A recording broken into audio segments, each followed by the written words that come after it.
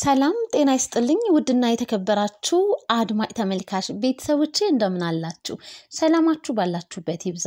ዛሬ እንግዲህ በኖላዊ ድራማ በክፍል 44 ተከስተናል ማለት ነው።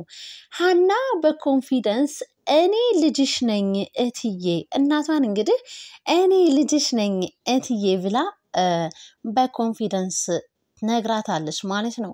እንግዲህ ወይዘሮ ሜላትም እጅጉን በጣም መጥፎ ነገር ነው እያሰበች ያለችው። በጭራሽ አንቺ የኔ ልጅ አይደለሽም ብላታለች ማለት ነው። እርግብዬ እንግዲህ ልጄ ነች የኔ እርግብ እያለች እንግዲህ ወይዘሮ ሜላትም እርግብ ብላ ስጠራት ሀሴት ብለሽ ጥሪኝ ብላ እንግዲህ እርግብዬዋም ተቃውሞ አቅርባለች።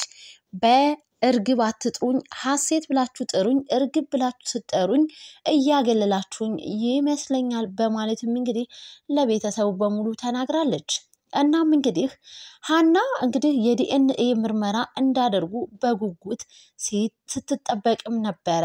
ቤተሰብ እንግዲህ ተሰብስቦ ወይዘሮ ሜላትም ከስራ ቀርታ እንግዲህ የዲኤንኤ ምርመራውን ለሀና ብላ ሳይሆን ልጆቿ ስላስገደዷት ማድረግንም ተገዳ ነበር። እኔ ለእናንተ ደስ ይበላችሁ ብዬ እንጂ ልጄ እርግብ ነች ሀና ልጄ አይደለችም በጭራሽ ብላለች።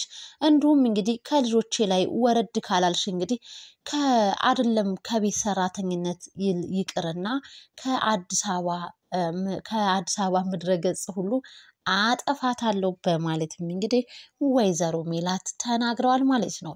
ግን በስተመጨረሻ እውነቱ ሲወጣ ግን በምን አይነት እይታ ይሆን የምታያት ሀንዬ ልጅሽን ወይዘሮ ሜላት? እናም እንግዲህ አሁን ላይ እጅጉን በጣም ግራ ተጋብተዋል። ሀናንም አምኖ ለመቀበል ሀሴትንም እውነትም እርግብንም እውነትም አንቺ ሀሴት የኛ እህት አይደለሽም ለማለት በጣም ተቸግረዋል። ሰላምዬ ግን ምንም የሚቀይረው ነገር የለም ብላ በኮንፊደንስ ሀና እህቴ ነች ሀና ካንቺ ትበልጣለች መወለድ ቋንቋ ነው በማለትም ለእርግብ እንግዲህ እጅጉን በጣም ልብ አንጀት አርስ ንግግር ነግራታለች። እርግብም እጅጉን በጣም በሰላም ንግግር አዘነች ተከፋች። እናም እንግዲህ ሰላምዬ ሀና እህቴ ሆነችም አልሆነችም መወለድ ቋንቋ ነው ሀና እህቴ ነች በደምም ከሆነ ደግሞ ደሜ የሷ ደም ነው በእኔ ውስጥ እየተዘዋወረ ያለው በማለትም ውዴቷንም ፍቅሯንም እህትነቷንም እንግዲህ ሰላምዬ በደንብ አርጋ አዎ አንቺ ከሀና አትበልጭም ሀና ትበልጥብኛለች በማለትም እንግዲህ እርግብ አንዳንድ ጥያቄዎችን ለእርግብ ያላትን ሁኔታዎች ለማረጋገጥና ለማወቅ ስትል ሰላምን ስትጠይቃት ነበር። ከኔና ከሀና ማንን ትመርጫለች ስትላት እንደ ምርጫ ከሆነ ሀናን እመርጣለሁ በማለትም ማንንስ ትወዳለች ስትልም እንግዲህ ሀናን በደንብ አርጋ እንደምትወዳት መወለድ ቋንቋ እንደሆነ ሀና ደግሞ ለረጅም ጊዜ ስለተዋወቁ እንዲሁም ደግሞ የእሷ ደም በእኔ ውስጥ እየተዘዋወረ ስለሆነ በማንኛውም ነገር ሀናን አስቀድማለሁ በማለት እንግዲህ ሰላምዬ የዲኤንኤ ምርመራ ሆነችም ሀና እህቷ ሆነችም አልሆነችም ደንታ እንደማይሰጣትና ይህንን የእህትነት ስሜት ውዴቷን ፍቅሯን እንግዲህ እንደማይቀይርባት እንግዲህ በደንብ አርጋ መቼም ከሀና እንደማትበልጥባት ለእርግብ አስረግጣ ነግራታለች ማለት ነው።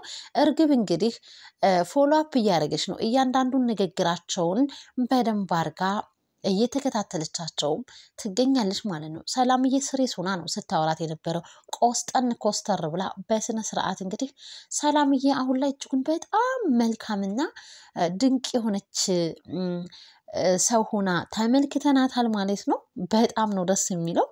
እናም እንግዲህ ወይዘሮ ሜላትም ሀናን እጅጉን በጣም ጠልተዋታል። እጅጉን በጣም እንግዲህ ሀንዬ ደግሞ እዛኛው ቤት ደግሞ ሀናና አባቷ ሀና ይህንን ሰሞን እየሆነች ባለችው ነገር ላይ ለአባቷ ይፋ አርጋ ምንም አይነት ነገር አልነገረችውም። እናም እንግዲህ አባትየውም ጥያቄውን ቀጥሏል። ልጄ ምን ሆነሽ ነው ምን ተፈጥሮ ነው እያሉ እንግዲህ እጅጉን በጣም አስቸግረዋታል በጥያቄ። ሀናም ደግሞ መናገር አትወድም። ነገራቶቹን በሆዷ እፍን ድብቅ አርጋ ነው የምትይዘው ብዙ ጊዜ ተሸክማ የምትይዘው። እናም እንግዲህ ለሀና አባት እጅጉን በጣም ተጽዕኖ ፈጥሮባቸዋል። እናም እንግዲህ የሀና አባት ሐኪም ቤትም ገብተው እንግዲህ ሐኪም ቤት ይገኛሉ ማለት ነው። እናም እንግዲህ የጤናቸው ሁኔታ ከዚህ በላይ እንግዲህ እኛ የቻልነውን ነገር አድርገናል ቀሪው የፈጣሪ ነው በማለትም ቀሪውን ነገር እንግዲህ ለፈጣሪያቸው ሰጥተው ሕክምናቸውን ቀጥለው ሐኪም ቤት ገብተው እንግዲህ ተመልክተናል። አሲርም እንግዲህ ሀና አባት ጋር ሆኖ እንግዲህ ከሀና አባት ጋር ሆኖ እየተንከባከባቸውም ይገኛል። በዛ ታይም እንግዲህ የዲኤንኤ ምርመራውን ያደርጉም ነበረ። ሀና አባትየው ስላለቀቋት አልተመቻትምና የዲኤንኤ ምርመራውን እንግዲህ አራዝመውታል ማለት ነው። እናም እንግዲህ ይህንን እንግዲህ ሲራዘም ወይዘሮ ሜላት እኔም እኮ ድሮም ብያችሁ ነበረ ሀና እኮ አውቃ ነው ውሸቷን ነው እየዋሸቻችሁ ነው እያለች እንግዲህ ለልጆቿም ስትናገር ነበረ። እናም እውነት ቢኖራትማ እኮ መታ የዲኤንኤ ምርመራ ታደርግ ነበረ እኔንም ከስራ ያስቀርታ በማለት እጅጉን በጣም ስትነጫነጭም ተመልክተናታል። ስትናደድም ስትበሳጭም ማለት ነው። ሀናም እንግዲህ በስተመጨረሻ ቤት ደረሰች። ከሰላምዬ ጋር ማወሩ የተፈጠረውንና የሆነውን ነገር ከአባቷም ጋር እንደተጣሉ ነገረቻት። ሰላም በጣም ተደመመች። አንቺና አባትሽ ተጣላችሁ? እኔ አላምንም በማለት እንግዲህ እንዴት ታዳኛ ሰውና ሰው አይደለን? ሰውና ሰው አንድ ቤት ውስጥ ሲኖር መጣላትና መጋጨት ምን ይቀራል ብለሽ ነው ሰላምዬ እያለች እንግዲህ ስታወራትም ነበር። በይ እንግዲህ እማዬ ተናዳብሻለች ስላልመጣሽ የዲኤንኤ ምርመራውን ስላላደረግን አውቃ ነው ውሸቷን ነው እያለችሽ ነውና እንግዲህ እማዬን ቻያት እኔ ወጣሁኝ በማለት ከቤትም ትወጣለች ማለት ነው ሰላምዬ። እናም እንግዲህ እንደተባለውም አልቀረም ወይዘሮ ሜላት መታ እንግዲህ ሀናን እጅጉን በጣም ተናዳባት ልክ ልኳንም ነገረቻት። እኔ እኮ ገንዘብ ነው አይደል የምትፈልጊው? ቤተሰቦችን ተይ፣ ልጆችን ተይ፣ አባትሽንም ይኸው አሳክምልሻለሁ ብዬሻለሁ አይደለ? ምን ፈልገሽ ነው አለቻት። ሀናም እኔ ገንዘብ ፈልጌ አይደለም እኔ የአንቺ ልጅ ነኝ፣ እኔ የዚህ ቤት ልጅ ነኝ በማለትም ሀና አስረግጣና አስጠንቅቃ ትነግራታለች። ወይዘሮ ሜላት አልሰማሽም ባክሽ ብለው ምንም እንኳን ሀና የምታወራበትን ለመስማት እድሉንም አልሰጧትም። እርግብዬ ናት እንግዲህ አሁን ላይ የወይዘሮ ሜላት ልጅ ማለት ነው። ባዩሽም እንግዲህ ወደ እነሱ ቤት ተከስታ በደንብ አርጋ እየመረመረቻት ነው። የጓደኛዋ የሜላትን ነገር በደንብ አርጋ ምን ያክል ተጉዛለች ምን ላይ ናት የሚለውን ነገር በደንብ አርጋ እያስመሰለች እንግዲህ ማስመሰሏን ቀጥላለች። እርግብንም እያበረታታቻት እንግዲህ ተመልክተናል ማለት ነው። ባዩሽ እንግዲህ እጅጉን በጣም አርጋ እንደውም ጥሩ ነው እኔ የምጠቁምሻለሁ እያልኩ ነበር ደስታሽን አጣጥመሽ ጨርሽ ብዬ ነው እንጂ የዲኤንኤ ምርመራማ መሆኑ በጣም አሪፍና ወሳኝ ነው በማለትም እንግዲህ ባዩሽ እያስመሰለች ነው። እንግዲህ ባዩሽ አሁን ላይ ዲኤንኤ ምርመራ ቢደረግም የዲኤንኤ ምርመራውን ወረቀቱን እንግዲህ ውጤቱን እንደምታቀያይረው በደንብ አድርገን አረጋግጠናል ማለት ነው። ምክንያቱም በኮንፊደንስ እንግዲህ ለእርግብ አንቺ ብቻ የሚሉሽን ነገር አድርጊ፣ ስራሽን አርፈሽ ስሪ እያለችም ሳትፈሪ እያለችም እንግዲህ ስታበረታታት ተመልክተናል። ስለዚህ ከውጭ ያስተካከለችውና በደንብ አድርጋ እሷ በፈለገችበት መንገድ እንዲሆንላት ነገራቶችን ቀርማ አስተካክላቸው ጨርሳለች ማለት ነው ባዩሽ።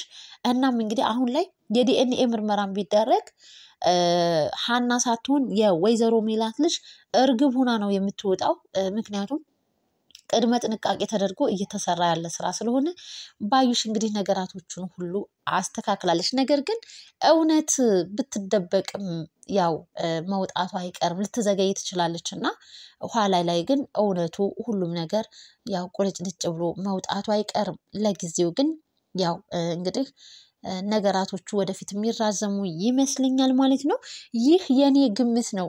ባዩሽ በኮንፊደንስ ነው እንግዲህ ምርመራማ ማድረግ አለብሽ እያለች ኃይለ ቃል ተጠቅማ ስታናግራት ነበረ ለሜላት። እንደው አንቺንም እንደ ልጆች ሀና ምን አደረገችሽ በምን ቀየረችሽ እያለችም ወይዘሮ ሜላትም እንግዲህ ተገርማባትም ተደንቃባትም አይተናል ማለት ነው።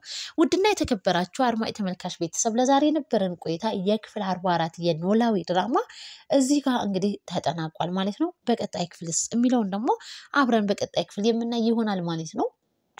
እናም እንግዲህ እጅጉን በጣም አጓጊ እና እጅጉን በጣም ቶሎ ቶሎ እንግዲህ ይህ ፓርት ይለቀቅልን የሚያስብል ፓርት ላይ ደርሰናል ማለት ነው። እንግዲህ እውነታው ማንጋ ነው? ሀና እውነትም ልጅ ትሆን? እንዲሁም ደግሞ እርግብስ እንዴት ነው? ወረቀቱስ የዲኤንኤ ምርመራ ውጤቱ ይቀየርስ ይሆን የሚለውን ነገር ሀሳብ አስተያየታችሁን በኮሜንት አስቀምጡልኝ። ለነበረን ጊዜ ለነበረን ቆይታ እጅጉን በጣም እያመሰገንኩኝ ለምታበረታቱኝ እጅጉን በጣም አድርጌ አመሰግናለሁ። አሁንም ወደፊት ማይለኝ የእናንተ ማበረታታት ማለት ነው። ሼር ላይክ አይረሳ። ውድ ቤተሰብ ባይ ባይ። በቀጣይ ክፍል እስክንገናኝ ቻው ቻው ሰንብቱ።